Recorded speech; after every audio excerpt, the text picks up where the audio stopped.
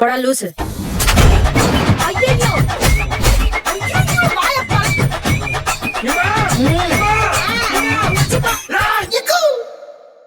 அனைவருக்கும் வணக்கம். முல்லை பெரியாறு அணையில கேரளாவுக்கு வீணாக செல்லும் தண்ணீரை தடுக்கப்பட இந்த அரசு நடவடிக்கை எடுக்க முன்வருமா என்று முல்லை பெரியாறு அணை நீரை நம்பி மதுரை, திண்டுக்கல், தேனி, ராமநாதபுரம், சிவகங்கை மாவட்டங்களில் 2,47,000 ஏக்கர் சாகுபடி நிலங்கள் உள்ளன.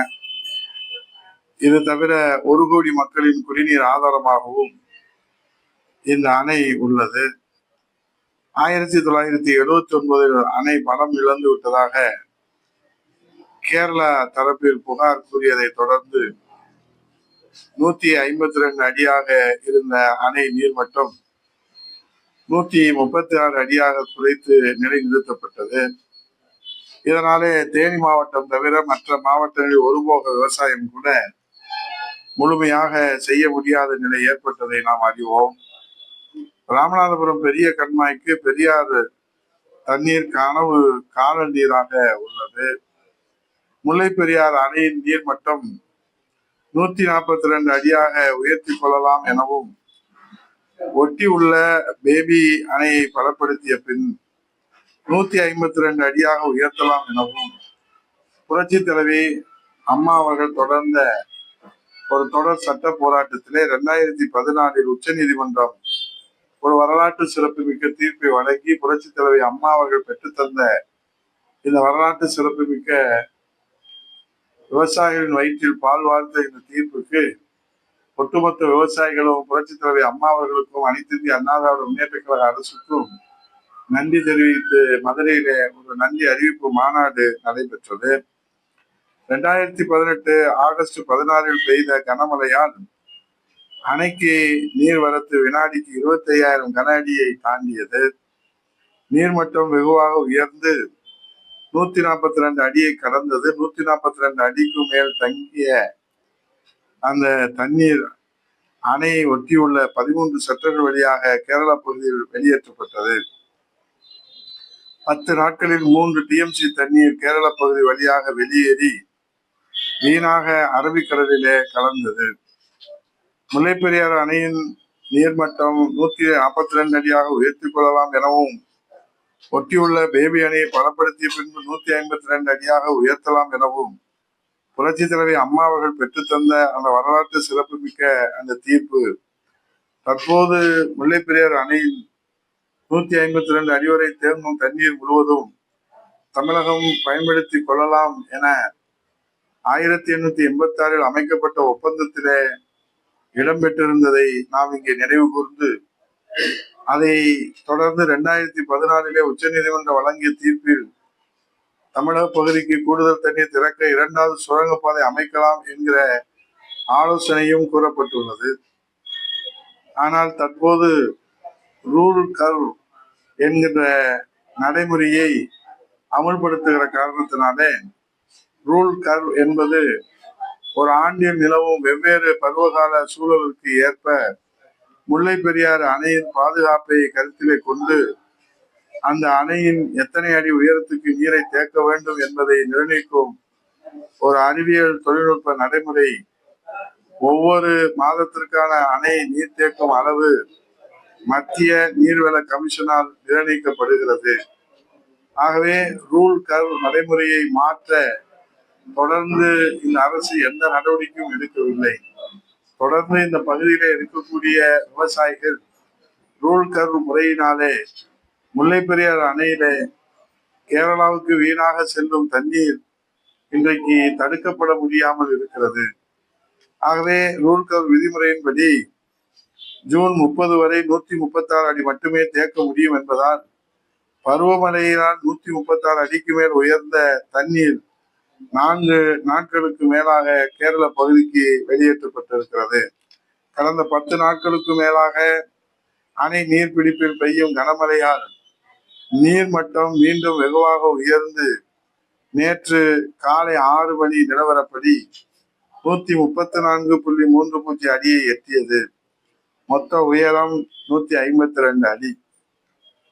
பெரியாறில் 30.8 மில்லிமீட்டர் தேக்கடியில் 26.6 மில்லிமீட்டர் மழை பெய்தது. தமிழக பகுதிக்கு வினாடிக்கு 1867 கன அடி திறக்கப்பட்டுள்ளது. அணைக்கு நீர்வரத்து 5516 கன அடியாக உள்ளது. நீர் இருப்பு 5702 மில்லியன் கன அடி. நீர் வரத்து அதிகரித்து நீர்மட்டம் உயர்ந்து வந்த போதிலும் ஜூலை 31 வரை 137 அடி மட்டுமே தேக்க முடியும் என ரூல் கர்வ் நடைமுறை உள்ளது. 137 அடிக்கு மேல் வரும் தண்ணீர் மீண்டும் கேரள பகுதிக்கு வெளியேற்ற வேண்டிய கட்டாயம் ஏற்பட்டுள்ளது. ஆகவே நீர்மட்டம் 142 அடியாக உயர்த்தி கொள்ளலாம் என உச்ச நீதிமன்றம் தீர்ப்பு வழங்கியுள்ள போதிலும் ரூல் கர்வ் நடைமுறையால் நீர்மட்டத்தை உயர்த்த முடியாத நிலை ஏற்பட்டுள்ளது. இதனால் தமிழக பகுதிக்கு கூடுதல் தண்ணீரை திறக்க மேலும் ஒரு சுரங்கப்பாதை அல்லது மாற்று ஏற்பாடு செய்ய தமிழக அரசு தீவிரம் காட்ட வேண்டும் என விவசாயிகள் இந்த பகுதியில இன்றைக்கு எதிர்பார்த்து காத்து கொண்டிருக்கிறார்கள்.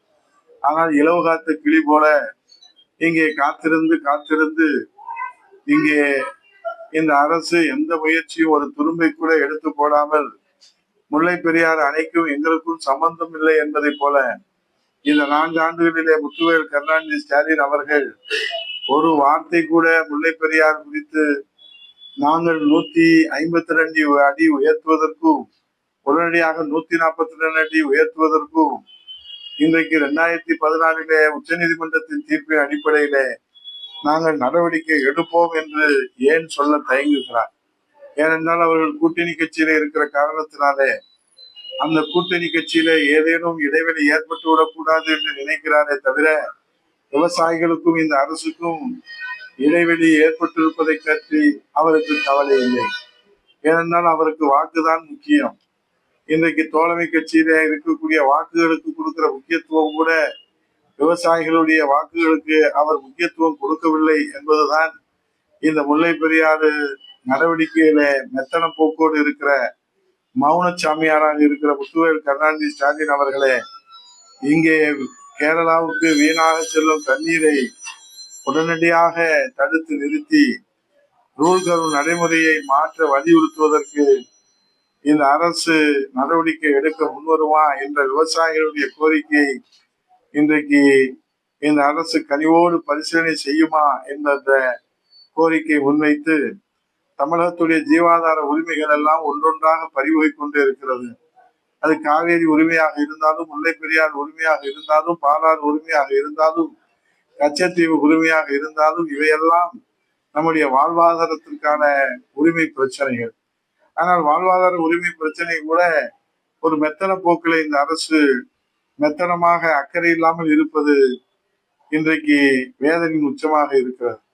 ஆகவே விவசாயிகளுடைய வயிற்றில் பால் வாக்கின்ற வகையில ஒரு நல்ல நடவடிக்கையை இந்த அரசு எடுக்க முன்வர வேண்டும் என்ற கோரிக்கை முன்வைத்து, இல்லையென்றால் மாண்புமிகு எதிர்கட்சி தலைவர் வருங்கால முதலமைச்சர் புரட்சி தமிழர் ஐயா எடப்பாடியாருடைய கவனத்திற்கு எடுத்து சென்று இது குறித்து இந்த தென் மாவட்ட மக்கள், திண்டுக்கல், தேனி, மதுரை, சிவகங்கை, ராமநாதபுரம் மற்ற மாவட்ட மக்கள் விவசாயிகள் குடிநீருக்காகவும் விவசாயத்திற்காகவும் ஒட்டுமொத்த நீர் ஆதாரமாக இருக்கிற இந்த முல்லை பெரியார் அணையின் உரிமை கேள்விக்குறியாக இருக்கிறதே, அதை மௌனச்சாமியாராக கடந்து போகிற முத்துவேல் கருணாநிதி ஸ்டாலினை கண்டித்து நாங்கள் அறப்போராட்டத்தில் ஈடுபடுவதற்கும் எங்கள் புரட்சி தமிழர் பொதுச் செயலாளர்களுடைய அனுமதியை பெற்று உரிய வகையில விவசாயிகளுக்கு பாதுகாப்பு அரணாக புரட்சி தமிழர் ஐயா எடப்பாடியார் அவர்கள் விவசாயிகளுடைய பாதுகாப்பு அரணாக என்றைக்கும் இருப்பார் என்கிற உறுதியை தெரிவித்து நன்றி கூறி விடைபெறுகிறேன். நன்றி, வணக்கம்.